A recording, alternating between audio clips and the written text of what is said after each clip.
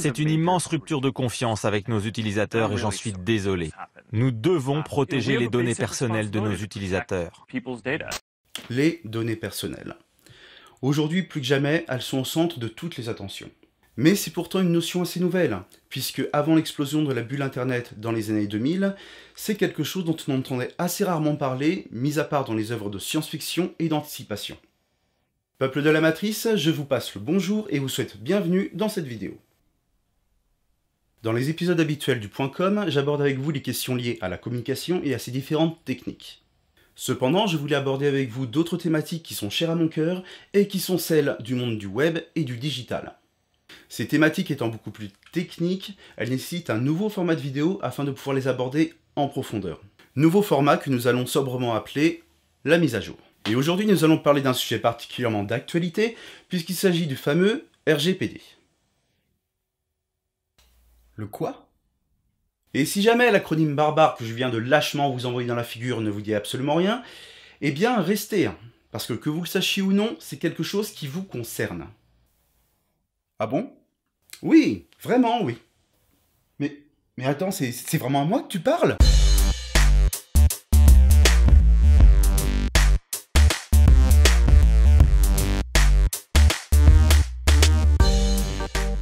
Le RGPD, le Règlement général pour la protection des données. Il s'agit d'une loi de l'Union européenne censée harmoniser l'ensemble des lois existantes des pays membres sur la protection des données personnelles. Et cette loi entre en application ce 25 mai 2018. Pardon? Oui? En fait, c'est que tu as dit que ça me concernait, mais je suis pas très sûr en fait. Ah mais si, absolument. T'es sûr? Ah si. Mais pourquoi? Alors, on va faire un bref rappel pour les trois du fond qui se sont endormis ces dernières années. Qu'est-ce qu'une donnée personnelle? Eh bien, ce sont tout simplement des informations qui vous caractérisent. Que ce soit votre nom, votre âge, votre sexe ou votre numéro de carte bleue, ce sont des informations sur vous qui permettent de vous identifier. En clair, ce sont des informations sur vous que d'autres personnes utilisent. Et ces informations, vous les avez vous-même fournies, que vous en ayez eu conscience ou non. Et si cela te concerne et si cela vous concerne, c'est tout simplement parce que vous avez donné votre consentement pour que vos données soient à présent utilisées dans le cadre de ce nouveau règlement qui est le RGPD. Quoi? Mais non, mais j'ai rien consenti du tout. Ah si, je t'assure. Mais quand ça? Eh bien au cours des derniers mois. En vous connectant à votre réseau social préféré, à votre compte email ou encore à un site e-commerce, vous avez dû voir passer normalement quelque chose comme ça. Ce pop-up vous informant des changements apportés quant au traitement de vos données par le site concerné et vous proposant différents paramètres pour les régler.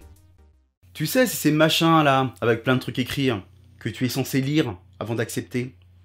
Ah, c'était ça, d'accord, oui, ok. J'étais un peu pressé ce jour-là, j'avais un cours de piano et puis... ouais. À l'occasion, n'hésitez pas à retourner sur ces sites-là pour vérifier quelles sont les choses auxquelles vous avez apporté votre accord explicite quant au traitement de vos données personnelles. Ouais, ça pourrait peut-être vous faire quelques surprises. Ok, d'accord, ouais. Et du coup, il dit quoi le règlement machin truc là? Le RGPD! Et il dit tout un tas de choses. Son but étant de poser les bases des bonnes pratiques à respecter entre les 28 pays membres de l'Union européenne en matière de protection des données.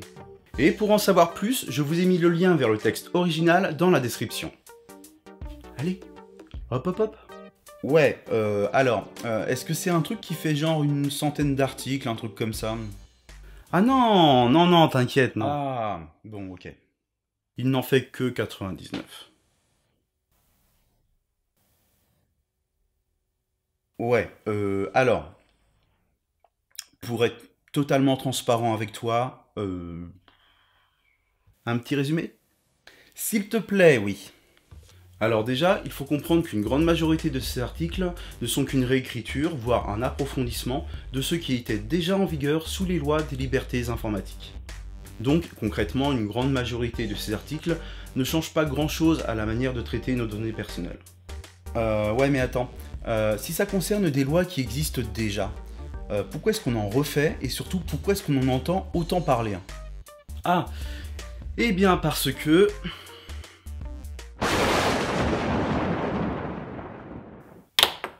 20 millions d'euros. Ce nombre est une des raisons qui fait que cette loi a quand même tendance à faire assez parler d'elle.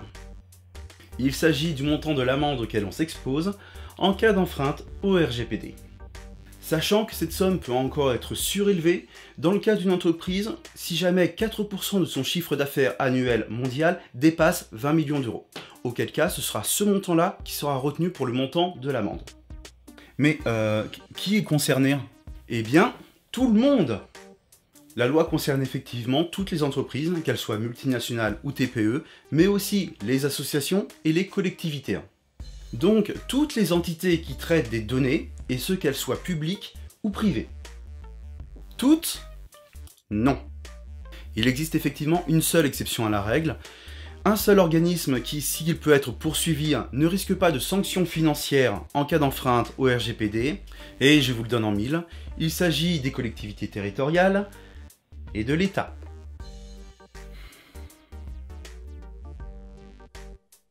Et t'en as d'autres des trucs sympas comme ça? Je continue? Bon attends, concrètement, en quoi ça consiste cette loi? Concrètement, voyons quelques exemples. Premièrement, toutes les entreprises doivent recenser et documenter quelles données elles utilisent et de quelle manière, ainsi que de rendre ces documents facilement accessibles à la CNIL. La quoi? La CNIL! La Commission nationale de l'informatique et des libertés. En d'autres termes, c'est la police des données sur Internet.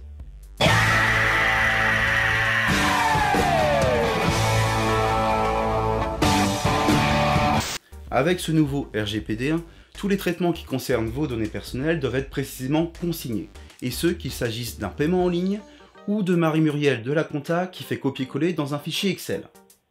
Ensuite, toutes ces opérations doivent être explicitement notifiées aux utilisateurs. Ils doivent pour cela y apporter leur acceptation et ont à tout moment le droit de s'y opposer. Ensuite, l'entreprise doit vous proposer d'accéder et de télécharger toutes les données personnelles qu'elle possède sur vous. Et à tout moment, elle doit pouvoir vous proposer de les modifier, voire de les supprimer. Et cet accès se doit surtout d'être simple et explicite. Eh ben, c'est les démarcheurs téléphoniques qui n'ont pas fini d'en chier. Sauf que ce dispositif était déjà en vigueur en France. Ce droit d'accès à vos données, vous l'aviez déjà. Le RGPD permettant surtout de clarifier les zones d'ombre, les sanctions encourues en cas de manquement et d'éviter les petites interprétations et pratiques abusives dans les petits caractères. En d'autres termes, avec ce nouveau règlement, terminez le temps où vous pouviez vous abonner à n'importe quoi en quelques clics, mais où pour vous désinscrire, il fallait passer par l'envoi d'un courrier en recommandé. Normalement. Pas mal. T'en as d'autres? Oui, les données dites sensibles. Toutes les informations que l'on a sur vous ne répondent pas au même niveau d'intimité, et certaines d'entre elles, les données dites sensibles, répondent à des règles spécifiques. Par exemple, les informations concernant votre vie ou votre orientation sexuelle, votre appartenance, qu'elle soit religieuse, politique, philosophique ou même syndicale, votre origine ethnique, toutes les informations relatives à votre état de santé ou vos antécédents médicaux, les informations liées à votre casier judiciaire, et pas mal d'autres petites choses telles que vos données biométriques ou encore votre numéro de sécurité sociale. Toutes ces informations sont considérées comme des données dites sensibles et leur collecte est donc à présent interdite. Attends, tu veux dire que c'était pas le cas avant? Alors attention, leur collecte est donc à présent interdite, mais il peut bien sûr y avoir quelques exceptions. Vous pouvez par exemple tout simplement donner votre accord si jamais ces données sont obligatoires pour accéder à tel ou tel type de service. Ou si la structure qui recueille ces données peut prouver que c'est d'une utilité évidente pour son fonctionnement. Comme par exemple dans le cadre d'un hôpital qui recueillerait vos données médicales. Ok, ouais, ça fait sens. Autre chose? Oui! Dernier exemple, et non des moindres. C'est que désormais, cette réglementation s'applique à toutes les données concernant des résidents de l'Union européenne. Et ce, peu importe où se trouve le siège social de l'entreprise concernée, ou même où se trouvent les serveurs sur lesquels ces données seront stockées. Parce qu'on va pas se mentir, jusqu'à présent, c'était un peu freestyle. C'est-à-dire que les entreprises américaines telles que Google et Facebook doivent à présent se conformer à cette réglementation si elles veulent rester sur le marché européen. Et c'est aussi une des raisons pour lesquelles cette loi a autant fait parler d'elle. Car si la chose n'est déjà pas simple à appréhender pour Jean-Michel Plombier, pour certaines multinationales, se mettre en règle avec le RGPD représente un chantier assez conséquent. Et certaines sociétés spécialisées dans l'achat, la vente et la location de données personnelles ont probablement quelques raisons maintenant de se faire des cheveux blancs. Bon, ok, je comprends mieux. Mais globalement, c'est plutôt positif, non? Je veux dire, c'est quand même un règlement qui cherche à garantir une meilleure protection de notre vie privée. Oui, effectivement. On peut se dire de ce point de vue-là qu'avec cette nouvelle réglementation, les choses vont plutôt dans le bon sens. Mais il n'en demeure pas moins quand même quelques facteurs de méfiance. Comme par exemple, à quel point pouvons-nous faire confiance dans la bonne volonté de certains acteurs de l'Internet de se conformer à cette nouvelle réglementation? Bah, mais c'est bon, ils vont le faire, non? Ah? Qu'est-ce que t'en sais? Bah, on l'a bien vu là, avec leur pop-up marqué en gros RGPD et tout. C'est ça, on a vu un pop-up. Par le passé, nous avons déjà pu constater que certaines entreprises, notamment les géants américains de web, ont une certaine façon d'accueillir la réglementation des autres pays concernant la protection des données personnelles. Et si, du moins en apparence, ils sont bien obligés de se conformer aux lois des différents pays sur lesquels ils veulent être présents, il n'y a bien sûr pas un inspecteur de la CNIL derrière chaque développeur. Et si les anciennes lois ont déjà été malmenées, qui nous dit que les suivantes seront mieux respectées? Un petit exemple? Ah bah je veux, ouais. En février 2014, la CNIL française épingle le géant de l'internet Google pour avoir utilisé illégalement des données personnelles. Elle remporte son procès et Google est condamné à payer une amende à la CNIL. Attends, ça veut dire qu'on a gagné? Ouais, on a gagné, ouais. On a gagné face à Google. Mais c'est génial! Et ils ont payé combien? 150 000 €. Quoi, 150 000 €? Mais c'est génial, c'est un peu naze, non? Effectivement, pour la deuxième entreprise mondiale en termes de cotation boursière, c'est plutôt naze. Attends, mais c'est tout? Non. Quoi d'autre?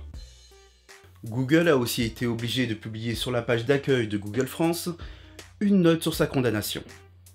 Bah attends, mais c'est super ça, non? La note devait aussi comporter un lien direct vers la décision de justice qui était hébergée sur le site de la CNIL. Oh. Et donc, le samedi 8 février 2014, le site de la CNIL tombe en rade pendant plusieurs heures, surchargé par les demandes de connexion arrivant depuis Google France. Oh la honte. Oh la honte, la honte, la honte. Aïe aïe aïe aïe aïe. Ça c'est le petit plus à l'américaine ça, hein. Mais bon, donc au final, cette loi, on peut dire que c'est plutôt une bonne ou une mauvaise chose? En conclusion, qu'est-ce qu'on peut penser de cette loi? Eh bien on peut y voir un verre à moitié vide comme un verre à moitié plein. Pour beaucoup de personnes, cette loi sonne en effet comme un aveu d'impuissance de la part de nos institutions. Le constat pur et simple que notre système était alors incapable de protéger correctement notre modèle de vie privée face au train du monde digital qui lui avance à vitesse grand V. Et qu'enfin, en 2018, on commence à comprendre l'importance que la technologie a peu à peu pris dans nos vies. Ayant tous commencé par la phase de consommation de la technologie, sans en passer par l'étape compréhension de comment marchent réellement ces outils, ni pourquoi. La volonté de vouloir sensibiliser à cette question les acteurs du numérique aussi bien que les utilisateurs ne peut qu'aller dans le bon sens vers une meilleure cohabitation des projets technologiques et de notre vie privée. Mais est-ce que les moyens mis en œuvre seront suffisants pour changer les mauvaises habitudes? Dans tous les cas, il a à parier que le RGPD fera de nouveau parler de lui dans les mois à venir. Et nous serons là, nous aussi, pour en parler. Et si cela vous intéresse, je vous invite à vous abonner à la chaîne pour être tenu informé des prochaines mises à jour du monde du digital. Et d'ici là, n'oubliez pas que la meilleure protection en matière de données personnelles, c'est vous. Donc s'il vous plaît, faites gaffe où vous cliquez.